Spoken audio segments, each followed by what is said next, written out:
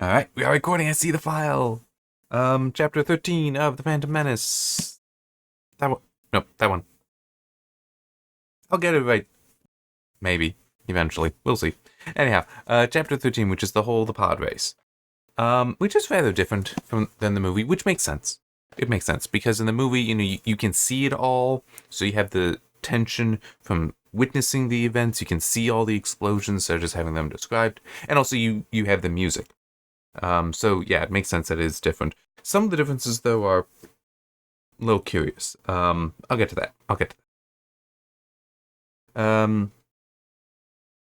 So going through the notes, I only have four. One is this is an issue I have, not just with the Phantom Menace. I have this issue with other movies, other stories, where you have a racer, typically the protagonist, that ends up starting late for whatever reason. Is late, is behind, right? So it's over here, everyone else is over here. And it's like, they're all supposed to be more or less comparable, but inevitably, the one in the back, protagonist, manages to catch up, and then struggles to overtake. And I've never understood this. Because it's like, wait.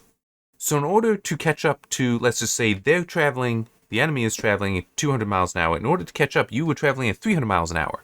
But once you get there, you're back now to 200 miles an hour.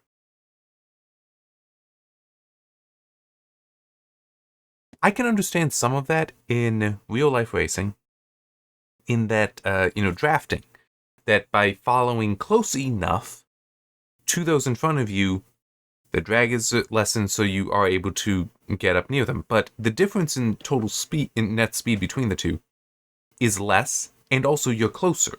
Like, it isn't a moment has passed, and you now need to catch up to them entirely.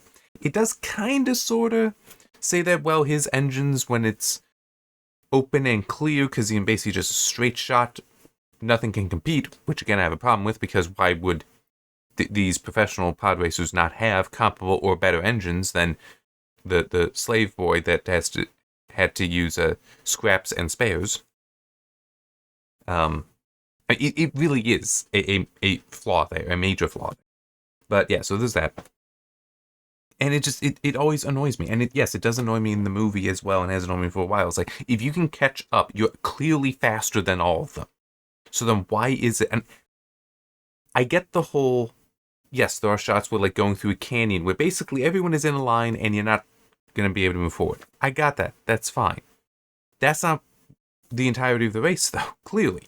Because if nothing else, you could do a lap, and hey, you're back to where you caught up. At that point, you should be able to get ahead and just stay ahead. Like, nothing should come close to you. And even with Sebulba's cheating, as I recall, none of that was actually something he could do to anyone in front of him. At least in the book. In the movie, he is threatening to, like, electrocute with binders. Like, is trying to come up on Anakin, but then is also the whole, well, Anakin's faster. His pod racer is faster, so shouldn't be in that situation. I mean, I know it's technical, but it is one of those things that it has always annoyed me, and it annoys me in so many different media as well, so many other stories. All right. So the second bit. Why does he have a magnetic retriever? Like, that's the actual name for the thing. When the tow lines breaks off. I mean, it is disconnected. It doesn't necessarily break, but he can just reaches down, grabs his thing, and reaches out like that and pulls it back in. It's like, why does he have that? I mean, it just seems odd to me that this is a kind of damage that can happen to a pod racer commonly enough that you have a tool to address it.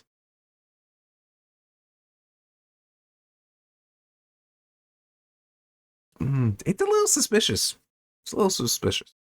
It also occurs to me how they do have a pit stop there, which doesn't make any sense, actually. I mean, it makes sense for, like, Indy 500, something like that, which isn't going for 500 total miles. Isn't why it's named that. Also, F1 races can have, like, 20 laps, so it makes sense that you do that. This is 3 laps. And it doesn't describe anyone taking them except for, like, maybe one person. It's like, you shouldn't have the pits here. There's no need for it at all. But it describes R2, Kitster, and 3PO being there. I mean, this is a sprinting race. This isn't a race where you would ever stop in the pits to refuel, whatever. It's a sprint. There's no need for them. So that again is one of those technical things that it's like, oh yes, obviously it's a race. So you have a pit stop there. It's like, but no one uses it. It's the wrong kind of race to use it. So anyhow, one thing I did kind of like, and this is one of those things that is quite different from the movie. In the movie, Sebulba's sabotage is enough that causes the one engine to start smoking, and Anakin has to put that out, and I think it's even like he has to put it out. He smothers it, but that requires turning off the engine. Now there's an imbalance in the fuel, so he has to balance that out. I'm trying to remember, because you see that in the diagram that he's like balancing out the fuel, and then he needs to reignite both engines for this. And he manages to do it, because then it goes from both being half blue to suddenly all green, because hey, we're good, we go, and he goes. Instead, in this, it's like just part of a stabilizer, I think is what it said, and it's like, oh, flip a switch to the auxiliary. He had to slow down for this to happen, but then he's catching up again. So it's like, that's rather different, but what I do like that occurs there is, because he is so in tune with the Force for this, he actually gets a vision of Sebulba doing the sabotage initially. No one had seen that previously, but I mean, we saw it. It is described in the book. But Anakin gets a vision of it, so knowing he now knows what exactly happened. That also reminds me, because they couldn't see Anakin at one point when the first lap was ending, and it describes Qui-Gon basically just trying to calm down, become one with the Force, to seek out Anakin, to have a sense of him there. Not entirely sure why they did this, aside from just pressing on the whole he is behind. But it's also he started late. We know he was behind. It also seems odd that they don't have sufficient cameras to track them throughout the race. I mean, there being blind spots, which is mentioned, that Sebulba knows where all the cameras are, so he can avoid his cheating being caught. But it still is. It seems odd that they wouldn't know where he is. So yeah, then this last bit, though, that is one of those, no, this, it definitely does seem like it is wrong. It describes that Anakin and Sebulba's gear get their control rods for turning, for steering, got caught, and that eventually they managed to pull apart because Anakin's control rod actually snaps off. Now that messes with both of them. Anakin, really shudders and says if he wasn't strapped in, he'd have been thrown out of the pod. But for Sebulba, he loses. It catapults him forward. But then it describes something very odd. It's like, wait a minute, this isn't how that should work. Yeah, but it was much worse for Sebulba when it's literally the last page of the chapter. So by having the chapter, my bookmark on the next chapter, I can get to it. Anyway, when Anakin's steering arm snapped, the Dug's pod shot forward as if catapulted, collapsing the tow lines, sending the engine screaming out of control. So collapsing the tow lines caused the engines to lose control. When Anakin had a tow line disconnect, book started slide. When a tow line disconnected for Anakin, they were fine. It in fact describes it. Oh yeah, they're fine because the NG binding that keeps them in sync, that was still there. That's what controls them, not the tow lines. The tow lines are just to keep you connected to it, keep the pod there. And Anakin was able to grab it, and it even says after a dozen tries he finally managed to. So it was disconnected for a while. But slack on Sebulba's is enough for them to lose control.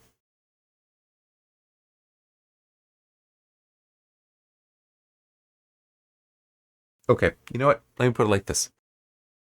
Does it actually say it here?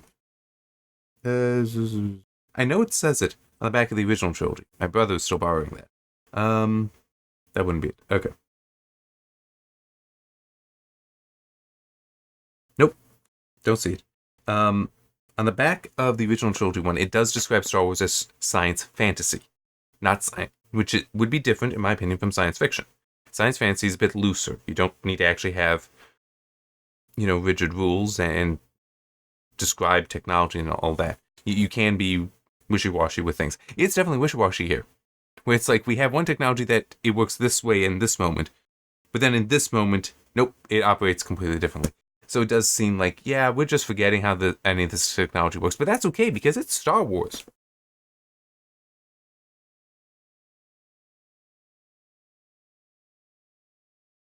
I've just said it previously, it's been a while.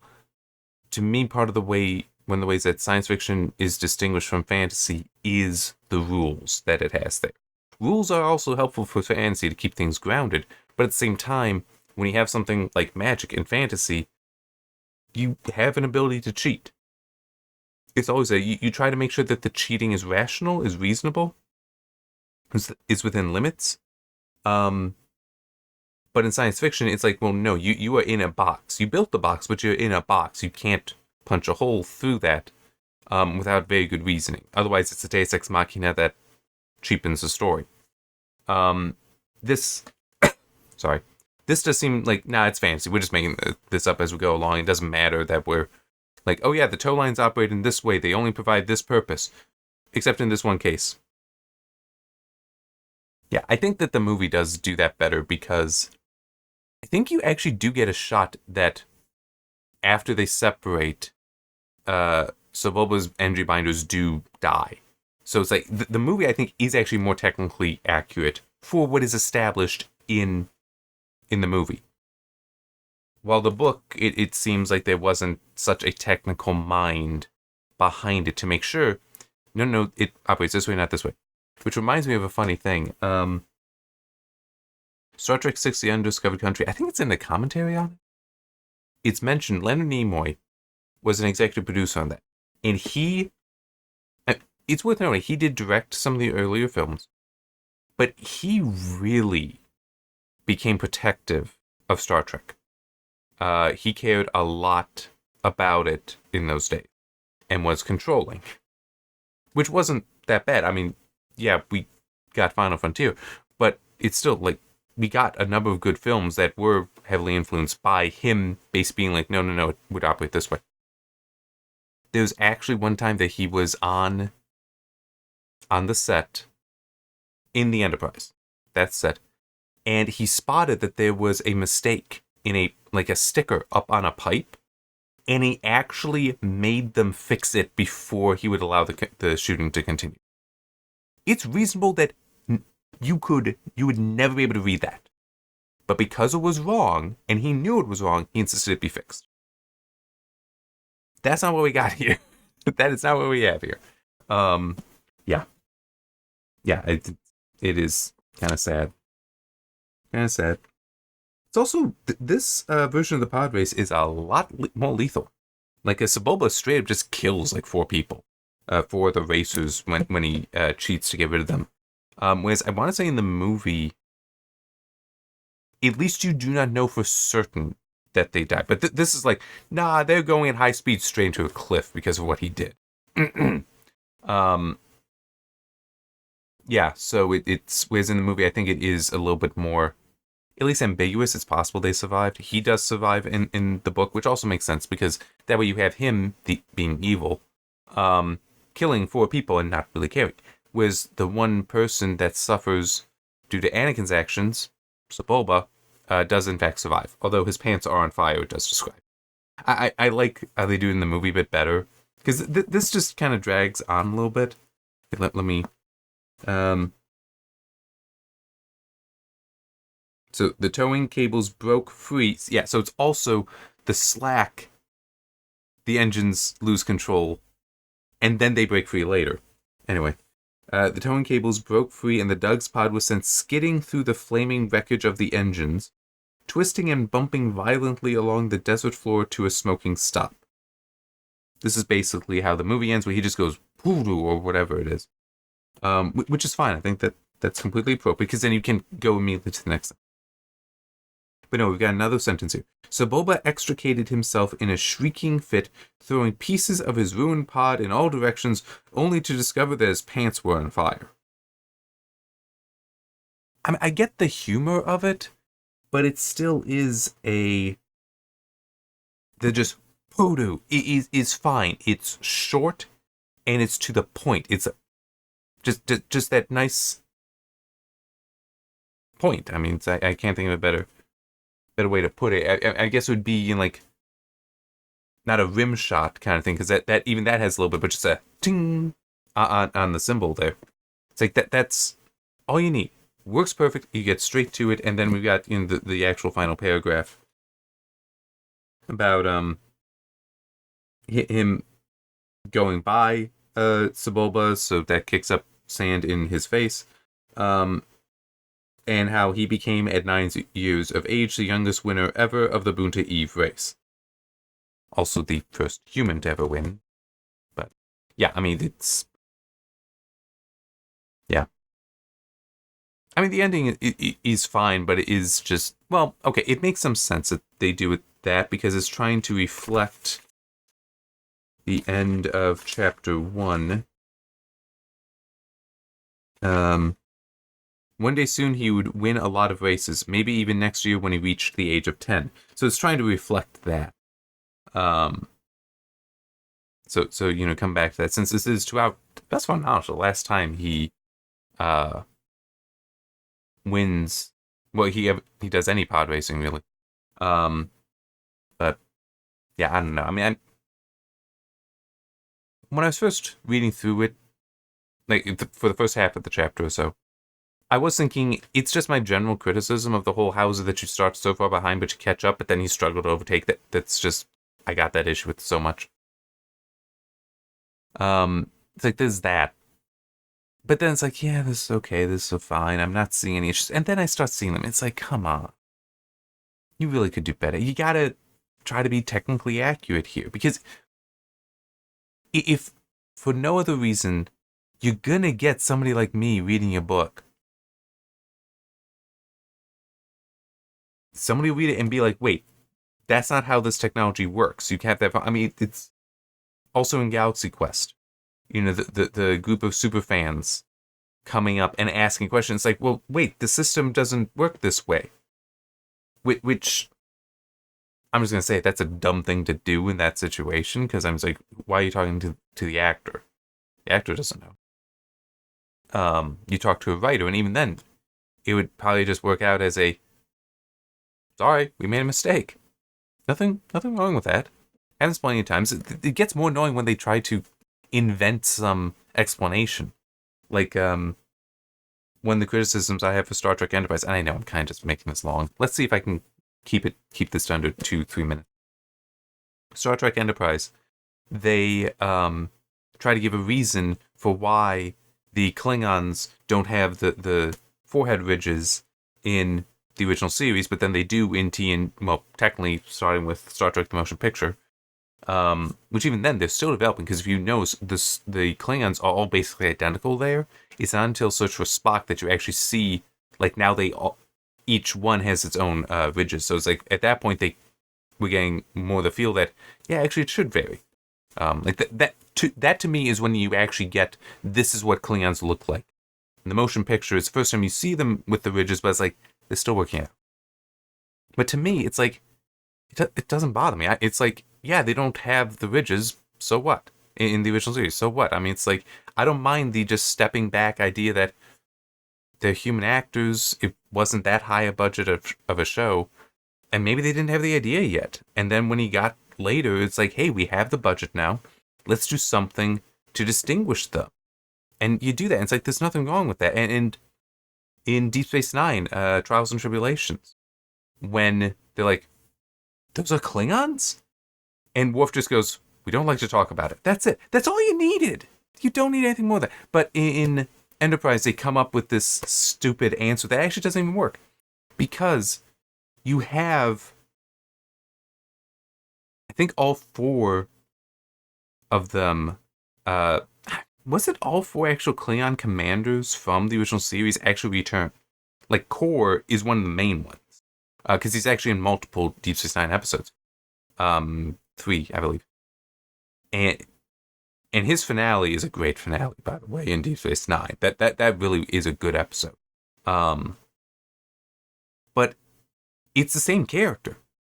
it is actually supposed to be the same character, and now he has the forehead ridges. The explanation given to Enterprise, you wouldn't have those ridges develop in an adult. Like, it... No, this would be generation by generation, it would eat its way out. So it already, the Enterprise explanation fails. It's like, you're trying to come up with an in-universe explanation when the explanation is out of universe, and I don't think anyone really cares. I didn't. I love Star Trek. I don't care. It's fine. I get it. You also have, between TNG and Deep Space Nine, the Trill change, because you do actually have a Trill. There's an episode with the Trill and the symbiote in TNG. And completely different makeup design from what you get for Dax, and also the idea they actually have in the TNG episodes, I recall. And I'm pretty sure it's a Trill. I could be wrong on that. To be fair, I could be wrong. Could be misremembering. It's been years since I've seen the episode. But they put the symbiote into Riker. It's like, that's a major problem, because it's supposed to be that the Trill and the symbiotes, they are intended to go together. Like, that this is only with them. You couldn't do it with a human. So it's like, how do you explain that? The change in alien design and that? Simple. They didn't think of it yet. There's nothing wrong with that. It is technically, well, you know what? No, I'm not going to say it's a retcon. It's just a change. Because to me, a retcon is like, no, you're changing what you had in the past. It's not like they're changing what they had in the past. It's like, no, we changed our mind how we want to do it. And you know what? What's the reason for it? They wanted the Klingons to be more distinctive looking, to be more intimidating looking. That's good enough reason. And, well, we want to have a main character as a Trill, so we're going to actually develop that species out some more. And we kind of don't want to have the person stuck in makeup for as long as the guest on TNG was. I mean, as I recall, it did involve a fair amount of prosthetics, which, on the face, not just like on the forehead and nose, which would have been the case with Michael Dorn, which I would assume that would be, yes, you would have to be in the makeup. I have no idea how long his makeup was, but you'd have to have him on the makeup to, blend that all in, but it still would have been a piece that he could just attach versus one here, one here, one here, one here. I mean, I think of it as that, and it's like, if I would have to explain to somebody, it would just be, they had to make a change. And that's fine. They're allowed to do that. It wasn't in bad faith. It was just nope, we felt we needed to change. And the reasons are not bad. So, yeah, how did I get on this topic? I don't quite remember. Oh, yeah, I think just in general how some of this is the non-technical stuff here. And it's like, you do have people who, like, that's right, that's how I got here. You do have people like me that's like, well, look into this and be, like, specific, but it's like, at the same time, sometimes it just is, we changed. It's how it is. Nothing wrong with that. It happens. You're developing your lore. That happens. It's fine. There's nothing wrong with that. You don't need to go into it. But at the same time, this is one... Yeah, this is one book that I actually managed to find where Attack of the Clones are. This is one thing, and in one chapter, and you were having things bounce back and forth. You were changing things. That there is no excuse for. There's a reason. The editor was bad, at minimum. I mean, the author made a mistake, but the editor didn't catch it, and it's like, that's a problem. But it's like, is what it is. But yeah, I would always recommend, though, try to make sure you got the technical stuff right. If that means you have to write out notes, do it. If that means you pay special attention when doing editing, do that. Whatever it is, definitely do that, because you will have somebody that'll be like, yeah, no, that's not how this works. Certainly within a book, unacceptable. Between books, maybe. Maybe you can get away with it. Depends. Yeah. I mean, at least with the Star Trek stuff, I mean, some of that was many years apart, so it's becomes even more reasonable. But if one book to the next you change some stuff, I'm potentially guilty of that as well. I've done total 4 books with 2 pairs in same universe, and I can't believe I may have screwed some stuff up. I know I try to keep some of it right, very intentionally, where it's like, no, I know what these rules are, but others, it's like, I'm going by memory, I'll admit. But anyway, I should be stopping. This video is already getting longer than it probably needs to be. I'll just, wrap it up by just repeating what I've been saying for the past, 8 minutes or whatever. You got to get the technical stuff right because people will notice it. And I'll also add this: getting it right is sometimes really easy. I mean, it's like instead of talking about the tow lines having slack, if you just said the engine binders failed and then the engines lost control, that's all you'd have to do. That's all you'd have to do. It's just changing a few words and it's solved. Yeah. All right. See you next time.